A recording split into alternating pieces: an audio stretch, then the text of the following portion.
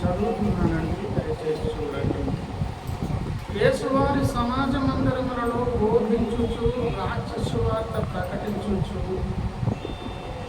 ప్రతి విధమైన రోగమును ప్రతి విధమైన వ్యాధిని స్వస్థపరచుచు సమస్త పట్టణముల యందును గ్రామముల యందును సంచారము చేశారు. ఆయన సమూహములను చూసి వారు కాపరి లేని గొర్రెల వలె విసిగి చెదిరినందున వారి మీద కనికరపడి కోత విస్తారమే కానీ పనివారు కొద్దిగా ఉన్నారు కనుక తన కోతకు పనివారిని పంపమని కోత యజమానుని వేడుకొనుడని తన శిష్యులతో చెప్పాను. చిన్న ప్రార్థన చేద్దామండి. దయగలిగిన తండ్రి, వందనాలు.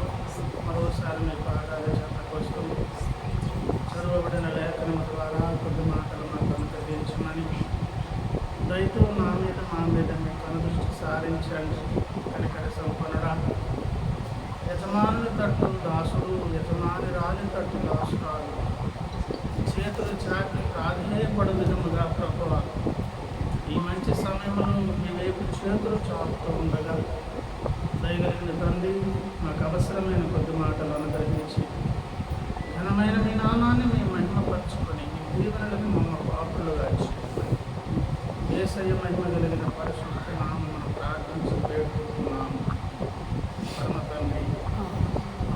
దేవుని స్తోత్రం.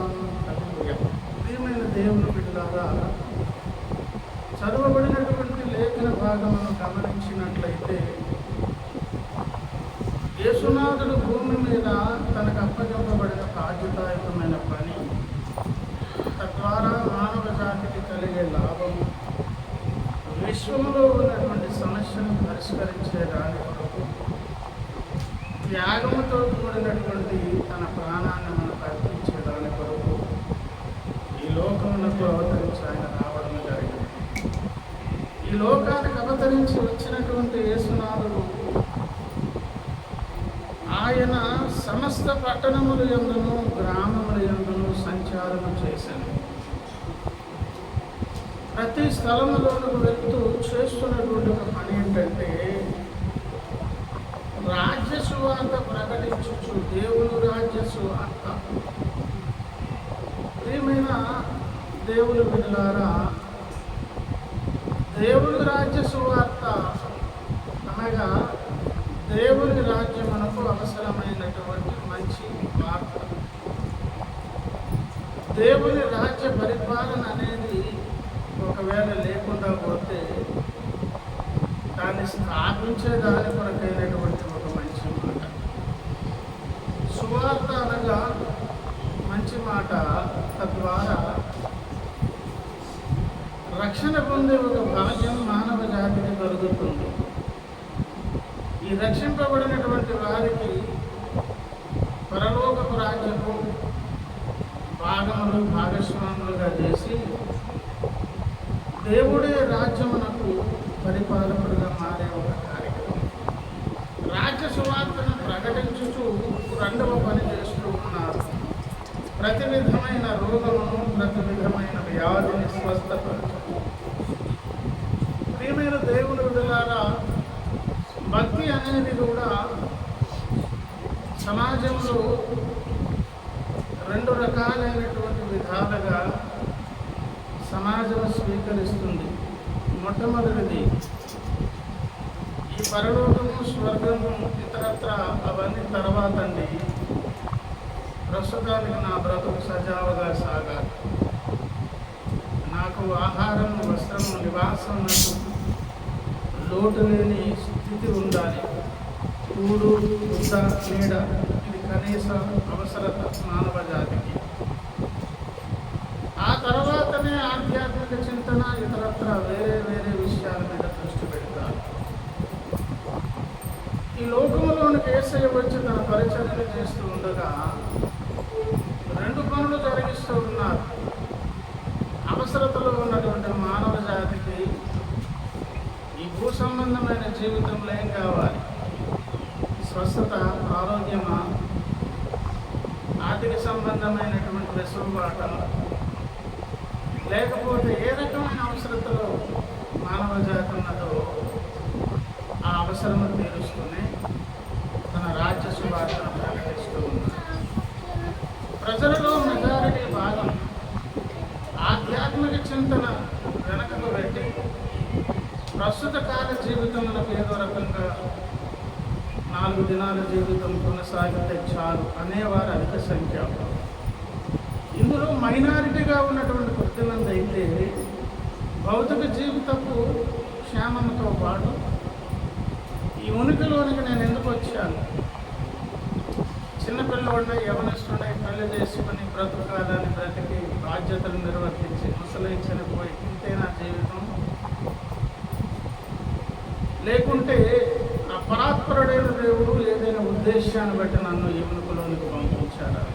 కాలం అనే ఒక ప్రవాహం నడుస్తుంది. కాల ప్రవాహంలో మనము ఈ లోకంలోనికి వస్తూ ఉన్నాం. మనలను తరాలుగా ఏదో ఒక తరంలో మనం పుడుతున్నాం. ఈ తరతరాల కాలగమనం నడుస్తూ ఉండగా కాల ప్రవాహంలో ఉనికిలోనికి వచ్చినటువంటి వారు కొద్దిమంది తమ జీవితమును గురించి కాస్తంత అన్వేషణ, ఎందుకు ఈ లోకానికి నేను వచ్చాను, ఆ పరాత్పరుడు నన్ను ఎందుకు పంపించారు, కాస్తంత అన్వేషణ దృక్పథంతో మైండ్ పెడితే తప్పకుండా వారు ఈ లోకంలో ఏదో బ్రతుకు సాగితే చాలు కాదు, జీవితపు ప్రారంభం ఏంటి, ముగింపు ఏంటి, ఈ లోకాన్ని విడిచిన తర్వాత నెక్స్ట్ ఉన్నటువంటి పరిస్థితి ఏంటి, ఇలాంటి అన్వేషణ అనేది మొదలుపెట్టినప్పుడు వ్యక్తిలో ఒక అడుగు వేసే ఒక భాగ్యం కలుగుతుంది.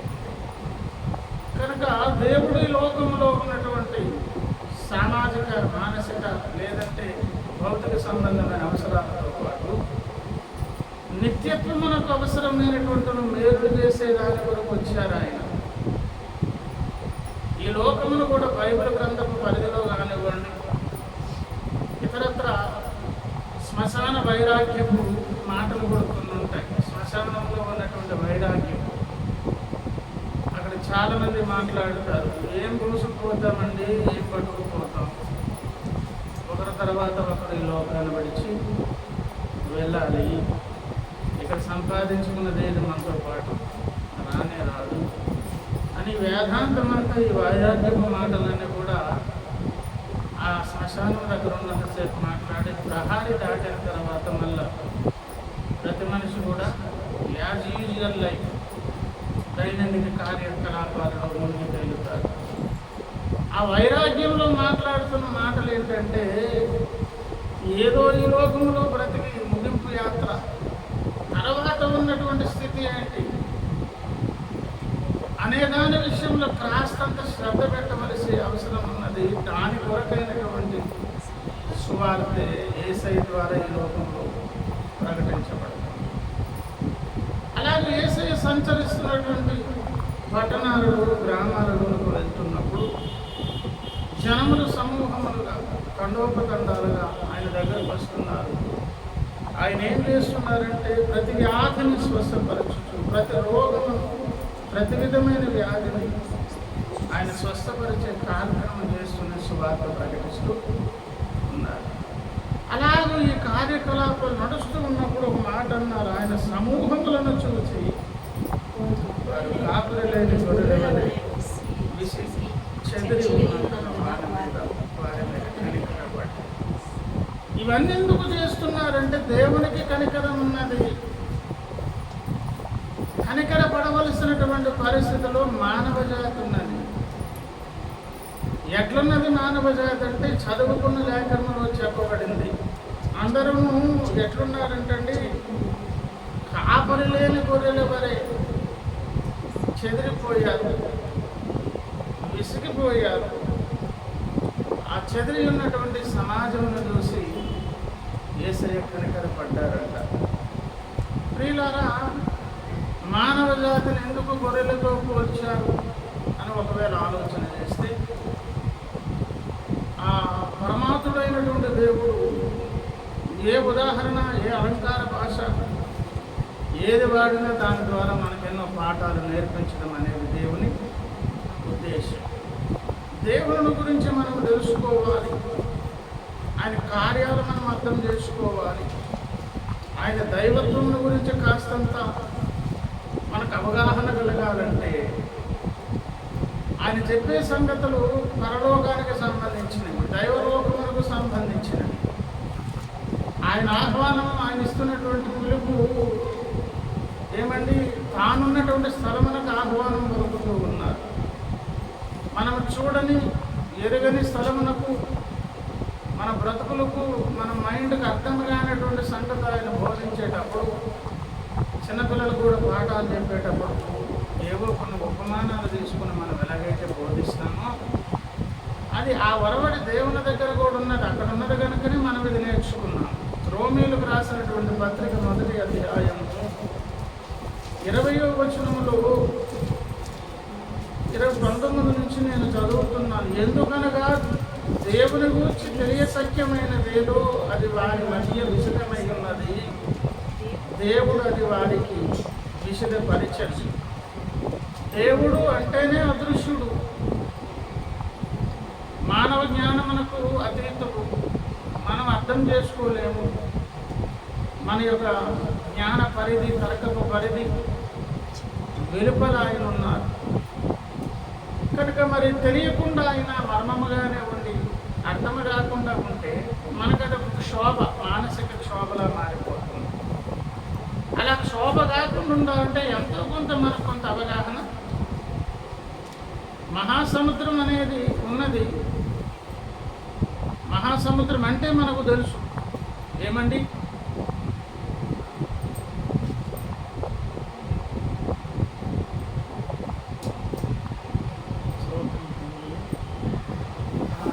పవర్ మీద ఆధారపడదు. కనుక ప్రియులారా,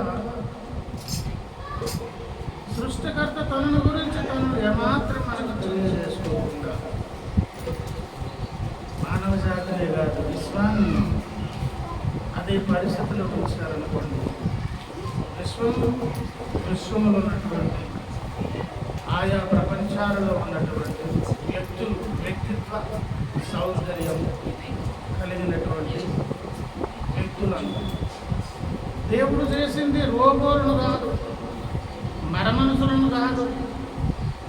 వాడికి ప్రాణమును, జ్ఞానమును, తెలివిని, ఆలోచన శక్తిని, తర్క శక్తిని, నాకు కొన్ని ఇష్టం లేవు, నాకు అది కావాలి, నాకు న్యాయం కావాలి, నాకు ప్రేమ కావాలి అని కోరికలు, ఇతరత్ర ఈ గుణాలన్నీ ఎవరంటే దేవునివి.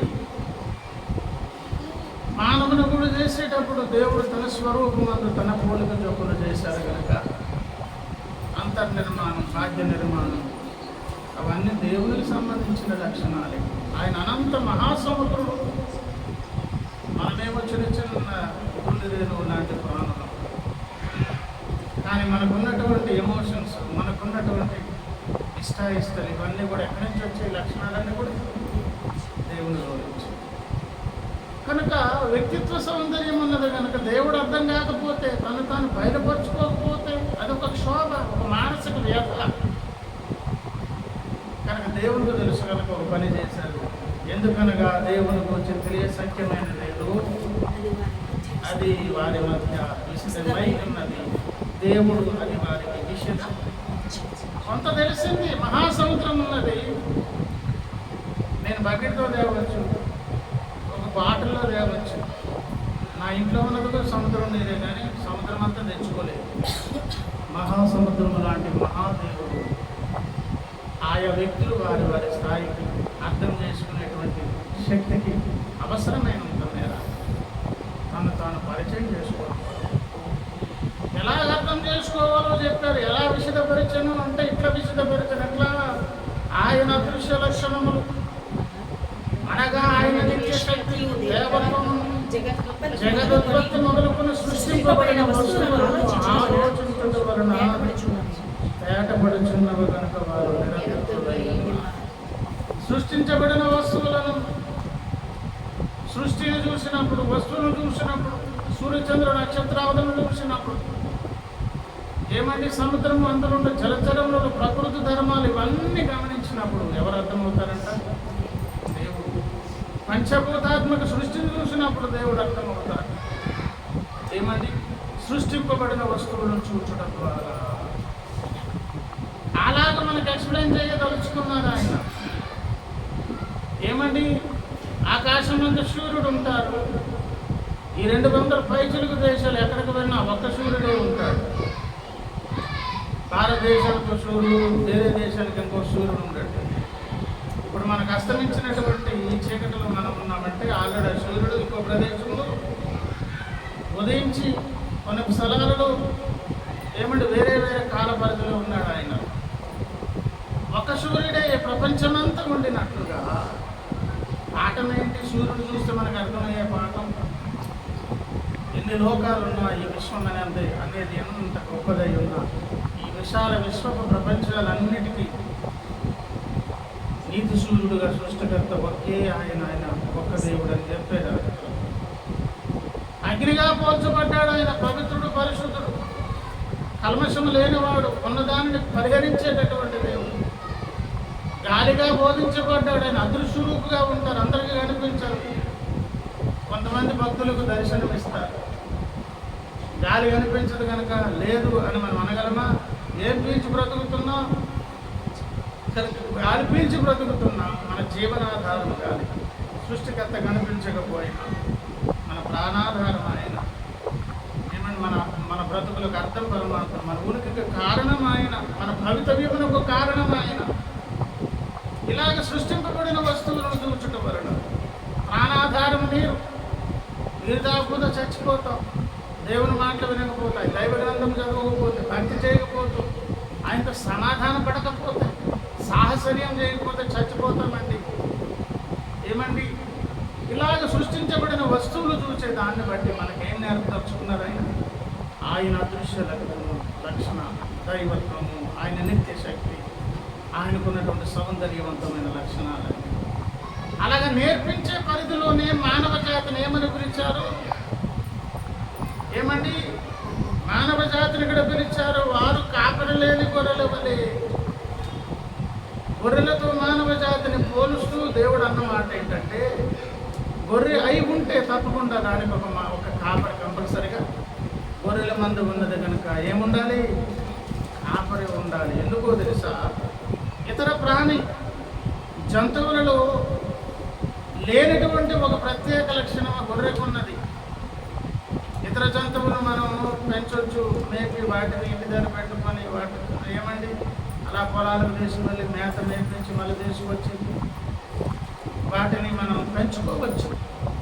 వాటికి గొర్రెలకు ఉన్న వ్యత్యాసం ఏంటంటే, గొర్రె ఎప్పుడు కూడా కాపరిని వెంబడించి నడుస్తుంది తప్ప వెనక నుంచి తోలితే గొర్రె ముందుకు వెళ్ళదు.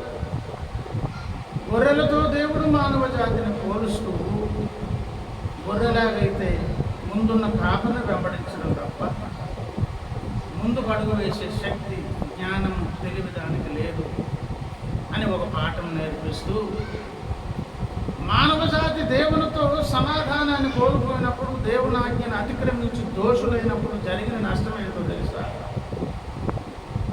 సృష్టికర్త అయినటువంటి కాపరి ఆ ముందు లేకుండా అదృశ్యుడుగా వెళ్ళిపోయే పరిస్థితి ఏర్పడింది. ఎందుకంటే మానవ జాతి పాపం చేత పట్టబడి, పాపం వలన వచ్చు జీతం మరణం అనే సంకట స్థితి తెచ్చుకుంది. దేవుడు పరిశుద్ధుడు, అగ్నిహోత్రుడు, పాపమును చూస్తే భగ్గుమని లేస్తాడు. ఆయన కోపంగా పట్టించుకున్నారనుకోండి, అగ్నిహోత్రుడైనటువంటి దేవుని దగ్గర పాపులు ఎట్లా నిలవగలరు? మానవ జాతి మేలు కోరి, క్షేమం కోరి అదృశ్యుడిగా స్థలం నుంచి వెళ్ళి మన కొరకు కొన్ని ఏర్పాట్లు చేసేదాని కొరకు ఆయన ప్రక్కకు వెళ్ళినప్పుడు, పాపం వలన వచ్చు జీతం మరణం అనే సందర్భంలో ఉన్నటువంటి మానవ జాతి కాపరి లేని గొర్రెలుగా ఇష్టారాజ్యంగా చెల్లాచెదరుగా తిరుగుతున్నారు. ఇదే అదనుగా దుష్టుడైనటువంటి సాతానుడు కూడా కొన్ని ఏర్పాట్లు చేశాడు. ఇక్కడ ఇంకొక మాట కూడా మనం తెలుసుకోవాలి. గొర్రెలతో పోల్చడానికి కారణం ఏంటంటే, సృష్టింపబడిన సృష్టిలో ఉన్నటువంటి ఎన్ని రకాల స్థాయి కలిగినటువంటి వ్యక్తులైనా, వారు చాలా నక్షత్రాలు లాంటి మహిమ కలిగినటువంటి ఉన్నతమైనటువంటి జ్ఞానము కలిగిన వ్యక్తులు కావచ్చు, లేదా ఈ మట్టి గ్రహం మీద ఉన్నటువంటి బలహీన ప్రాణమైన నీవు నేను కావచ్చు. ఏమండి, వారు కానీ మనము కానీ ఎవరైనా కానివ్వండి, మనము దేవుని చేత సృష్టించబడ్డాము కనుక, సృష్టిలో భాగము కనుక, మనకంటూ స్వతంత్రించి సొంతంగా ఏదైనా చేసుకునేటువంటి శక్తి మనకు లేదు. ఎవరి మీద ఒకరి మీద ఆధారపడాలి, ఎవరో ఒకరు దారి చూపించాలి. ఆ పాఠం నేర్పేదాని కొరకే కుటుంబ వ్యవస్థను పెట్టి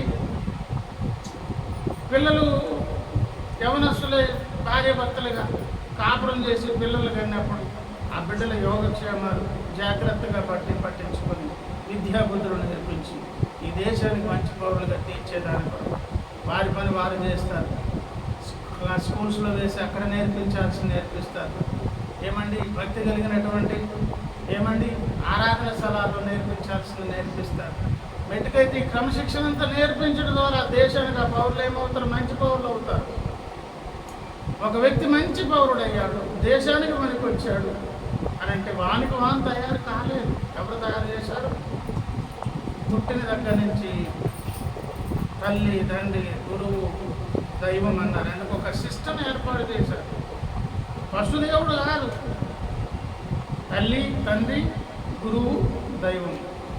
ఏమండి, తల్లిదండ్రులే మొదటి తల్లిదండ్రులే, వారే దైవంలాగా ఆ బిడ్డ తాలూకు యోగక్షేమాలు, తర్వాత విద్యాబుద్ధులు. ఏమండి, స్కూల్స్లో ఏమండి ఆధ్యాత్మిక పాఠాలు నేర్పించేటటువంటి ఉపాధ్యాయుల దగ్గర ఆధ్యాత్మిక పాఠాలు, సమాజానికి అవసరమైన పాఠాలు. అప్పుడు నేరుగా ఎక్కడికి వెళ్తాడు? ఏ స్కూల్లోనికి? దేవుని స్కూల్లోనికి వెళ్తాడు. ఈ లోకంలో ఈ వ్యవస్థ ఎందుకున్నది?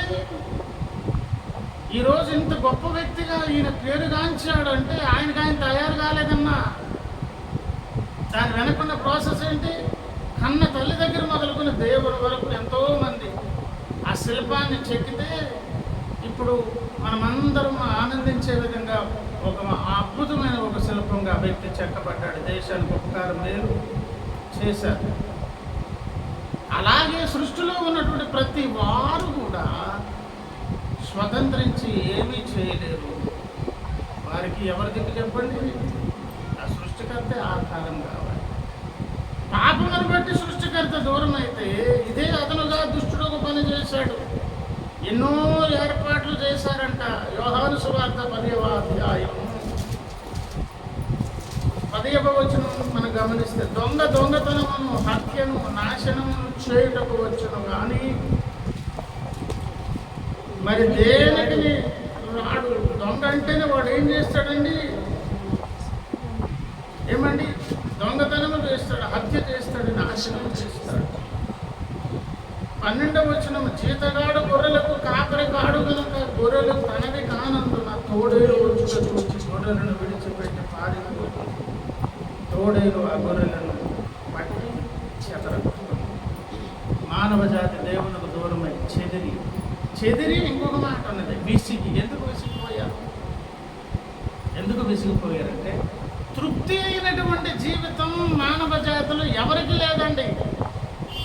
కడాఖండిగా, గ్రంథాపరంగా, ధైర్యంగా, నిబ్బరంగా బైబిల్ గ్రంథ పరిధులు, దానికి ఆధారమైన యేసునాథుని ఆధారం చేసుకుని కోట్ల మంది సాక్ష్యములు ఈ ప్రపంచంలో చెప్పవచ్చు.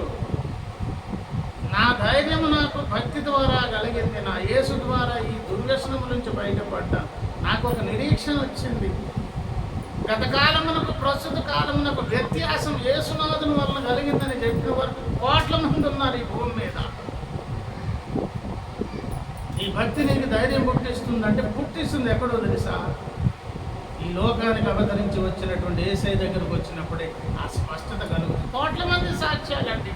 దుర్మార్గులు, హంతకులు, మానహోమాలు చేసేటటువంటి వారు, ఎన్నో అన్యాయాలు, అక్రమాలు చేసిన వారు రక్షణ పొందేవారు, బ్రతుకులు మారి సమాజానికి మేలు చేసేటటువంటి వ్యక్తులుగా ఎలా మార్చబడ్డారో తెలుసా? ఎవరి చేతిలో పడ్డారు? అసలైనటువంటి కాపరి చేతిలో. విసిగి చెదిరి మానవ జాతి ఎందుకున్నదో తెలుసా? నిజమైన తృప్తి, శాంతికరమైన వాతావరణం లోకంలో లేదు. ఈరోజు ప్రశ్నించేవారు ఎక్కువైపోయారు. ప్రశ్న వేయడం అనేది జ్ఞానయుక్తమైంది అనుకుంటారు, కానీ ప్రశ్న మంచిదే. ప్రశ్న అందరూ వేస్తారు. ప్రశ్నతో పాటు జవాబునిచ్చేటటువంటి మహాదేవుడు యేసునాథుడు మాత్రమే. ఆయన అంటున్నారు, మీరు గొర్రెలు కనుక మీకు దారి చూపే నాయకుడు ముందు లేకపోతే మీరు గొర్రె మంకు అని అంటుంది ఒక మాట. ఏమండి? గొర్రెల కాపరులు వాటికి ఏమంటారు? గొర్రె మంకు అంటే అర్థం ఏంటో తెలుసా? దానిని వెనక నుంచి నువ్వు ట్రై చేసి ముందుకు తోయడానికి ప్రయత్నం చేయి. అసలు కథమే కదా, దెబ్బలే కొట్టు ఏమంటది, అలా 4 కాళ్ళతో పట్టి నేలను గట్టిగా అదిమి అలా వెనక్కి రావడానికి ట్రై చేస్తుంది తప్ప ముందుకు అడుగులు వేయదు అది. ఆ కాపరి ఇప్పుడు కొట్టడము, ఇంకొకటి ప్రయత్నాలు, ఈ బల ప్రయోగాలన్నీ మానేసి ఒక పని చేస్తే దాని ముందు వచ్చి నిల్చొని నడవడం ప్రారంభించారనుకోండి, ఆటోమేటిక్గా అది కూడా ఏం చేస్తుంది? వెనక నడుస్తుంది. నడిచేవాడు గోతులో దూకాడు అనుకోండి, ఇది ఆలోచించదు. కాపరి దూకాడు, దూకేస్తుంది. అగ్నిలో దూకాడు అనుకోండి, అది ఆలోచించదు. అగ్నిలో అది కూడా దూకేస్తుంది. విశ్వకు పరిస్థితి ఏంటో తెలుసా? సృష్టి మొత్తము సృష్టికర్తను ఆధారం చేసుకుని నడవడం తప్ప ఇంకో దిక్కు లేనటువంటి పరిస్థితి. కానీ మానవ జాతి ఆ సృష్టికర్తకు దూరమై పాపమును బట్టి గొర్రెల వలె ఏమైపోయారు? చెదిరిపోయారు, విసిగిపోయారు, కాపరి లేని పరిస్థితి ఏర్పడింది. ఇటువంటి దయనీయమైనటువంటి పరిస్థితి ఉన్నప్పుడు సృష్టికర్త ఊరుకుంటారా? మానవ జాతిని మేలు చేయాలని తలంచారు, ఆశించారు, ఆలోచించారు. ఆ జన సమూహములను చూసి కనికరపడి చాలామంది యేసయ్య దగ్గరకు వస్తున్నారు, కానీ మా రోగం పోవాలి, మా పిల్లడికి ఉద్యోగం రావాలి, మా అమ్మాయికి పెళ్లి కావాలి, మేము అప్పుల్లో ఉన్న సమస్యల నుంచి బయటపడాలి. ఈ ప్రార్థనలు ఎక్కువైపోయాయి. ఏమండి, అవి తీర్చబడతాయి కానీ ఇవి సెకండరీ. ప్రైమరీ ఏంటో తెలుసా? నీవు కాపరి లేని గొర్రెవు నీవు, అందుకే తృప్తి లేదు, సమాధానం లేదు, శాంతి లేదు. దీని పరిష్కారం ఏంటి? దేవుడు ఏర్పాటు చేసిన పరిష్కారం ఏంటో తెలుసా? ఈ మానవ జాతి సకల సమస్యలకు కారణమైనటువంటి మూలాల్లో ఉన్నటువంటి ఆ రోగం ఏంటి అంటే, రోగం పేరు పాప రోగం. యెషయా ప్రవచన గ్రంథం 53వ అధ్యాయంలో ఒక 2 మాటలు చెప్పి ముగిస్తాను, దయచేసి శ్రద్ధ వహించి వినాలని. యెషయా గ్రంథం 53వ అధ్యాయం నేను చదివే దగ్గర చూడండి, వినండి ప్రియులారా. మనమందరము గొర్రెల వలె త్రోవ తప్పిపోతుంది, వీళ్ళు వాళ్ళని లేదు, మొత్తం మానవ జాతి మొత్తం గొర్రెల వలె త్రోవ తప్పిపోతుంది. మనలో ప్రతివాడును తనకిష్టమైన త్రోవకు. ఈరోజు ఏ మనిషిని అడగండి, ఎట్లా ఉంటారు చెప్పండి? నువ్వు నాకు చెప్పేదేంటి? నాకు తెలియదా? నీ పెద్దలకు నా మీద ఏంటి? చిన్నలు మొదలుకొని పెద్దలు మొదలుకొని కాస్తంత ఎవరిన దశకు వస్తే వాళ్ళ మాటలు కూడా మనం వింటుంటాం. నువ్వు చెప్తే నేను మాకు తెలియదా? నువ్వు చెప్తే నేను వినడం ఏంటి? ఎవరికి వారు తమకిష్టమైనటువంటి త్రోవలకు తొలగిపోయారు. అలా తొలగిపోయినటువంటి పరిస్థితులలో ఈ సమస్యకు పరిష్కారం దేవుడు ఎట్లా తీర్చారంటే, యెహోవా మనందరి దోషమును అతని మీద. మానవ జాతికి పరిష్కారం జరిగించే దాని కొరకు ఈ దోషాలకు కారణమైన పాపానికి వెలుగుడు శిక్ష. ఆ మూట, మానవ జాతి పాపము మూట తెచ్చి యేసయ్య మీద పెడితే 5వ వచనం, మన అతిక్రమములను బట్టి అతడు గాయపరచబడెను, మన దోషములను బట్టి నలుగగొట్టబడెను, మన సమాధానార్థమైన శిక్ష అతని మీద పడెను, అతడు పొందిన దెబ్బల చేత మనకు స్వస్థత. ఏమి స్వస్థత? రండి స్వస్థపరుస్తానని దేవుడు అంటూ ఉంటే, పెళ్లి కావాలి, పిల్లలు కావాలి, డబ్బులు కావాలి, రోగాలు పోవాలి అంటున్నారు. ఏమి స్వస్థత కావాలి ఇప్పుడు? అసలు రోగం ఏంటి? మూలాల్లోనికి వెళ్తే అసలు రోగం ఏంటి? పాప రోగమునకు మందు కావాలి. ఏమండి, పాప రోగమునకు మందు ఇచ్చేదాని కొరకు దాని యొక్క శిక్ష ఎవరి మీద పడింది? మానవ జాతి శిక్ష యేసయ్య మీద పడింది. అందుకే యేసయ్య గురించి చెప్తూ పేతురు భక్తుడు 1 పేతురు పత్రిక 2వ అధ్యాయం నేను చదివే దగ్గర చూడండి ప్రియులారా, 24. మనము పాపముల విషయమై చనిపోయి ఏం కావాలంటండి? పాపము కనుక చనిపోవాలి, నీతి విషయమై జీవించున్నట్లు. ఏమండి, ఈ కార్యము జరగాలంటే దేవుడు ఏం ఏర్పాటు చేశారు? మన కుమారుడు పంపించి మన దోష శిక్ష ఆయన మీద వేశారంటే. 23 చూద్దామా? ఆయన దూషింపబడి బదులు దూషింపలేదు, ఆయన శ్రమ పెట్టబడి బెదిరింపక న్యాయముగా తీర్పు తెచ్చు దేవునికి తను తాను. ఏమండి, ఆయనను శిలువ యజ్ఞపు సందర్భములు ఉమ్మి వేశారు, ముఖం మీద, చెంపల మీద కొట్టారు, వెంట్రుకలు పీకారు, దున్నబడిన దేహముగా కొరడాలతో కొట్టారు. ఎప్పుడో ఏమండి, మధ్యరాత్రి పట్టుకున్న 9-10 ప్రాంతంలో 9 వరకు దాదాపు చిత్రహింసలు ఆయన పెడితే నోరు మెదపకుండా మానవ జాతి రక్షణ కొరకు సహించుకొని ఓర్చుకొని. దేని కొరకండి? పాపముల విషయమై మనము చనిపోయి నీతి విషయమై జీవించున్నట్లుగా. ఏమండి, ఆయన తానే తన శరీరమందు మన పాపములను రాను మీద మోసుకొనెను. అలా మోసినందుకు ఆయన పొందిన గాయముల చేత మనకేమి కలిగెను? ఏమి స్వస్థత? శరీరపు స్వస్థత నీవు పొందావు, సంపూర్ణ ఆరోగ్యంతో 100 ఏళ్ళు బ్రతికావు. యేసయ్య ఇచ్చిన రక్షణ మార్గంలో పాలు పొంగలు పొందలేదు. ఆరోగ్యవంతుడిగా వెళ్ళి అక్కడ దొక్కుతావు, నరకంలో దొక్కుతావు. ఒక వ్యక్తికి శరీరం ఆరోగ్యం లేదు, భూమి మీద ఆస్తిపాస్తులు లేవు, ఒంటరితనము, చాలా గాయాలు, వేదనతో జీవితం సాగింది. కానీ ఒక మంచి పని చేశాడు ఆయన. యేసయ్య ప్రకటించిన రాజ్య సువార్తను విన్నాడు, తన పాపాలు ఒప్పుకొని యేసు రక్తంలో కడుక్కొని, అయ్యా నా కొరక ఈ బాధలు పడింది, మీ ప్రాణం ప్రాణం అర్పించింది, వెల చెల్లించింది నా కొరకు సిలువని ఎక్కావా? ప్రపంచమంతా మంచిగుండి నా ఒక్కడిని నేను ఒకవేళ తాగుతావా? ఇదే శిక్ష అనుభవించడానికి దిగొచ్చే ప్రేమమూర్తివా? యేసయ్యా నన్ను కడుగు పవిత్రపరచండి అని అడిగినటువంటి భక్తుడు రోగగ్రస్తుడైన ఎక్కడికి వెళ్తాడు చెప్పండి? ఆస్తిపాస్తులతో ఆరోగ్యముతో తొలతూగి యేసయ్యతో సమాధానం పడకపోతే వెళ్ళేది నరకమండి. ఆయన కనికరపడి ప్రజలను చూసి రాజ్య సువార్త మొదట ప్రకటించి రెండో పని ఏం చేశారు? తాత్కాలికంగా ఉన్న సమస్యలు తీరిస్తే ఈరోజు మానవ జాతి యేసయ్య అంటే ఇష్టం ఎందుకో తెలుసా? అక్కడికి వెళ్తే రోగాలు పోతాయి, ఆరోగ్యం వస్తుంది, డబ్బులు కలిసి వస్తాయి, ఏవో సమస్యలు తీరుతాయి. ఇది కాదు అసలు విషయం. పాపం అనే రోగము పోవాలి. ఆ రోగానికి కొరకైనటువంటి శ్రమ ఎవరు పడ్డారు?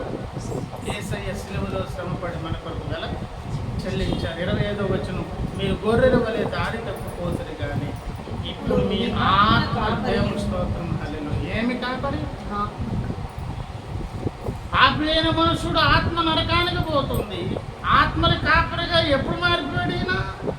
మన ఆత్మలను రక్షించేదాని కొరకు మనం పొందాల్సిన శిక్ష ఆయన అనుభవించారు. ఆత్మల కాపరి అయిన అధ్యక్షుడైన ఆయన వైపునకు ఎవరు వెళ్ళారు చెప్పండి? ఇప్పుడు ఎవరు వెళ్ళారు?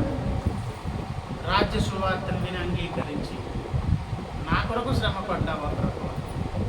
కాపరి లేని గొర్రెలాగా నా ఇష్టానికి తిరిగి ఏ ప్రశాంతత లేని జీవితానికి ఒక అర్థం పరమార్థం కలిగించావు అన్నవారు ఆత్మరక్షణ పొంది ఆత్మల కాపరి అయిన ఎవరు వైపు తిరిగారు?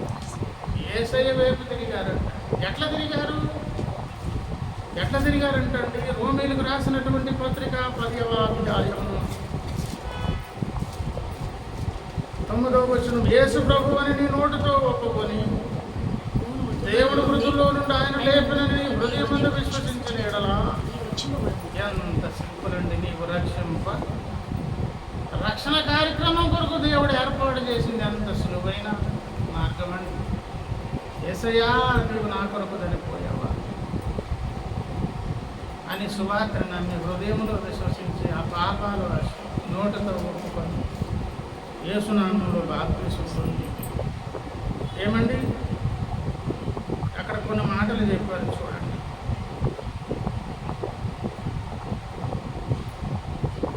ఏలయనగా నీతి కలుగునట్లు మనుష్యుడు హృదయములో విశ్వసించును. దానికి డబ్బులు ఖర్చా? నీతి కలుగునట్లు ఏం చేయను? హృదయంలో విశ్వసించడానికి డబ్బులు ఖర్చా? రక్షణలు కలుగునట్లు నోటితో 4 మాట్లాడితే తెల్లారి నుంచి వాగుడుకాయలు ఎన్నెన్నో మాట్లాడతా కదా. ఏమండి కిందకు వచ్చాక అన్నారు చూడండి, ఏలయనగా ఆయన యందు విశ్వాసం వచ్చేవాడు ఎవడు సిగ్గుపడని లేఖనము. మరి ఎవరైనా కావచ్చు, ఏ దేశం, ఏ జాతి, ఏ భాష, స్త్రీలు, పురుషులు, వీళ్ళు వాళ్ళనే లేదు, ఏ వ్యత్యాసం లేదు. మనమందరం గొర్రెల వల్ల ఏమి తప్పిపోతుంది? త్రోవ తప్పిపోయి ఎవరిష్టానికి వాళ్ళు తిరుగుతూ ఉండగా అందరి కొరకు ప్రకటిస్తున్నటువంటి సువార్త ఏంటి? దేవుని రాజ్య సువార్త. సువార్త ఏంటో తెలుసా? పాప రోగానికి మందు ఇస్తాను రండి, మీ కొరకైన ఖర్చు నేను పెట్టాను, హృదయంలో విశ్వసించండి, నోటితో ఒప్పుకోనండి, ఏ వ్యత్యాసం లేదు, అందరూ రండి, ఒక పని చేయండి. ఎందుకనగా ప్రభునామమును బట్టి ప్రార్థన చేయవాడు ఎవడో వాడు రక్షింపబడను. ప్రార్థన ఏమైనా డబ్బులు ఖర్చండి. ఎంత సులువైన ఏర్పాటు యేసునాథుడు ఈ భూమి మీద మానవ జాతి కొరకు చేసి ఏ కాపరైపోయారట? ఆత్మల కాపరి. ముందున్నటువంటి వారు దొంగలు, దోచుకుని వారు, నాశనము చేయవారైతే యేసయ్య అంటున్నారు యోహాను సువార్త 10వ అధ్యాయం 11వ వచనం, నేను గొర్రెలకు మంచి కాపరిని, మంచి కాపరి గొర్రెల కొరకు తన ప్రాణము. మంచి కాపరి కనుక మన కొరకు ప్రాణము పెట్టి మనము చెల్లించాల్సినటువంటి వేళ ఆయన చెల్లించి ఉచితమైనటువంటి రక్షణ మార్గాన్ని మానవ జాతి కొరకు ఏర్పాటు చేసి ఈరోజు సువార్త ద్వారా ఆయన పిలిపిస్తున్న పిలిపేంటి? ప్రయాసపడి పాప భారము మోయొచ్చు, కాపర లేని గొర్రెల వలె సుఖము, శాంతి అనేది అనుభవించకుండా ఎవరిష్టాన్ని కాదు తిరుగుతూ ఒక ప్రశాంతత లేని విధంగా గురి గమ్యం లేకుండా తిరుగుతున్న మానవ జాతి రండి, మీకు విశ్రాంతి సిద్ధపరిచాను అని యేసునాథుడు పిలుస్తుండగా ఈరోజు ఎవరైతే అవును నేను పాపని అని నమ్మి విశ్వసించి ఆయన పాదాల దగ్గరకు వస్తున్నారు, వారు ఏమైపోతున్నారు తెలుసా? పాప రోగం నాకు మందు దొరుకుతుంది, దేవునితో సమాధానపడే భాగ్యం దొరుకుతుంది, కన్ను మూస్తే దేవుని దగ్గరకు వెళ్ళే భాగ్యము బ్రతికున్నంత కాలం అంతా. ఎక్కడ జరగని అద్భుతం యేసే దగ్గర జరుగుతుంది. ఎట్లా? నీ స్థితే మారిపోతుంది, నీ బ్రతుకు మారుతుంది, నీ ప్రవర్తన మారుతుంది, నీలో ఆ గొప్ప కార్యం యేసే దగ్గరకు వచ్చినప్పుడే జరుగుతుంది. దేవుని స్తోత్రం. అలాంటి అద్భుత కార్యాలు, కోట్ల కొలది కార్యాలు ఈ భూగ్రహం మీద మానవ జాతిలో ఎంతోమంది కళ్ళ ముందే మనకు సాక్ష్యాలు. ఇటువంటి మహా అద్భుతకరమైనటువంటి కార్యములు చేసేదాని కొరకు ఆయన మానవ జాతిని జనసమూహములను చూసి కనికరపడి ఏం చేసినా చెప్పండి? రాజ్య సువార్త ప్రకటించి పాపరోగమునకు మందు, ఈ భూమి మీద ఉన్న జీవితంలో ఉన్న సమస్యలకు విడుదల. తప్పకుండా ఈ లోకంలో ఏం కావాలో దేవుడు ఇస్తారు. శృతి మించి కాదు. ఎక్కువిస్తే నువ్వు నేను నాశనం అయిపోతాం. మనకు ఎంత కావాలో అంత ఇస్తారు. ఆయన రేపు రెండవ రాకడ వచ్చినప్పుడు ఆయన ఎదుర్కొనే ధనియులుగా నిన్ను నన్ను చేస్తారు. ఇదంతటి కొరకు నువ్వు చెల్లించాల్సిన వెలేంటి చెప్పండి? యేసు రక్షకుడిని నన్ను విశ్వసించి పాపిని నొప్పుకొని ఆయన పాదాల దగ్గరకు వచ్చి ఆయన రక్తాన్ని ఆశ్రయించి పడుకుంటే నువ్వు రక్షించబడతావు. నిన్ను ద్వారా నీ కుటుంబాల్లో రక్షణ కార్యం చేసే భాగ్యం ఎవరిస్తారు? యేసునాథుడు. ఈ మాటలు ప్రకటించబడిందని ఒకసారి ఆలోచించండి, అన్వేషించండి. సత్యదేవులతో సమాధానపడండి. దేవుడి మాటలు దేవించినగా వందనాలు, స్తోత్రం. యేసే లోక రక్షకుడు, యేసే సత్యదేవుడు, యేసే నిత్య జీవం, యేసే సత్యదేవుడు.